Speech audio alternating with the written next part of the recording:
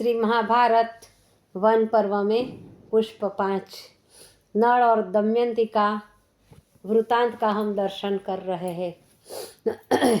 दमयंती ने कहा, प्रिय दर्शन, आप अति सुंदर और निर्दोष दिख पड़ते हैं। आप अपना परिचय दीजिए। आप कड़ा प्रतिबंध होते हुए भी यहाँ तक कैसे आ पहुँचे? किस उद्देश्य से आपका यहाँ आना हुआ? कृपा करके अपना अभिप्राय बतलाइए।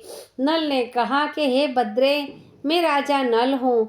लोकपालों का दूत बनकर तुम्हारे पास आया हूँ।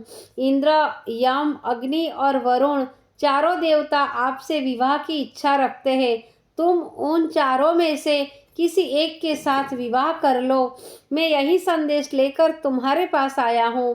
देवताओं के प्रभाव से ही मैं तुम्हारे पास आ सका हूँ। देवताओं का संदेश मैं कह चुका। अब तुम्हारी जैसी इच्छा हो वह करो।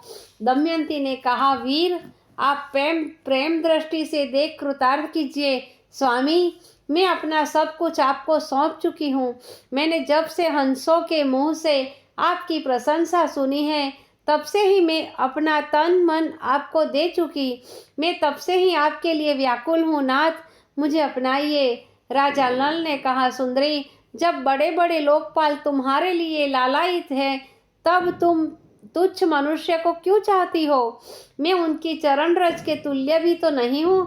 तुम उन्हीं में से किसी को वर लो। देवताओं का अनिष्ट करने पर मनुष्य की मृत्यु हो जाती है, इसलिए तुम मेरी रक्षा करो।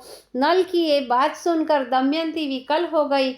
वह कहने लगी, मैं समस्त देवताओं को प्रणाम कर आपको ही पति रूप में वरण कर रही हूँ। मेरी भी यह सत्य प्रतिज्ञा है। नल ने कहा, अच्छा, तुम यही करो, परंतु मैं आया तो उनके कार्य से हूँ, और यदि अपना कार्य सिद्ध करता हूँ तो यह सर्वथा अधर्म है। धर्म के विरुद्ध कार्य में करना नहीं चाहता। तुम्हें भी धर्माचरण करना चाहिए। दमयंती ने कहा, स्वामी, मैं निर्दोष उपाय आपको बतलाती हूँ। आप लोकपालों के साथ ही स्वयंवर मंडप में आए। मैं उनके सामने ही वरण कर लूंगी। इसमें कोई धर्म संकट न होगा। आप निर्दोष रहेंगे। राजा नल लोकपालों के पास लौट आए और उनसे कहा, मैं आपका संदेश दमयंती को दे चुका हूँ। राजा भीमक ने शुभ मुहूर्त में स्वयंवर के लिए राजाओं को बुलवा भेजा। सब राजा आकर स्वयंवर में यथास्थान बैठ गए। तब दमयंती अपने सौंदर्य से राजाओं को अपनी ओर आकर्षित करती हुई मंडप में आई। राजाओं का परिचय देना आरंभ हुआ। दमयंती एक एक को देखते हुए आगे बढ़ने लगी। एक स्थान पर वह राजा नल के समान ही 5 राजाओं को पास पास बैठे हुए देख चकित रह गई। उनमें वह राजा नल को पहचान न सकी। तब उसने देवताओं की स्तुति करते हुए कहा, मैं मन वाणी से नल के अतिरिक्त और किसी को नहीं चाहती। लोकपालों, आप अपना यथार्थ रूप प्रकट कर दे, जिससे मैं पुण्यवान राजा नल को पहचान लूँ।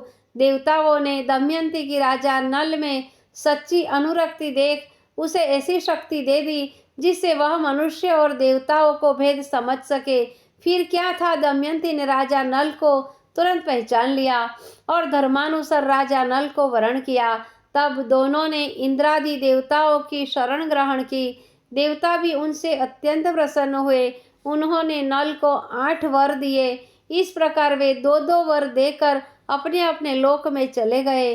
राजा लोग भी विदा हो अपने अपने स्थान को चले गए।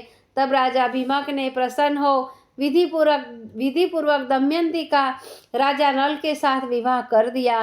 कुछ दिन तक कुंडिनपुर में रहने के पश्चात राजा नल अपनी रानी दमयंती सहित अपनी राजधानी को लौट गए। यहाँ आकर वह धर्मपूर्वक प्रजा पालन करने लगे। उन्होंने कई यज्ञ किए। समय आने पर दमयंती से एक पुत्र और एक कन्या का जन्म हुआ। पुत्र का नाम इंद्रसेन और कन्या का नाम इंद्रसेना था।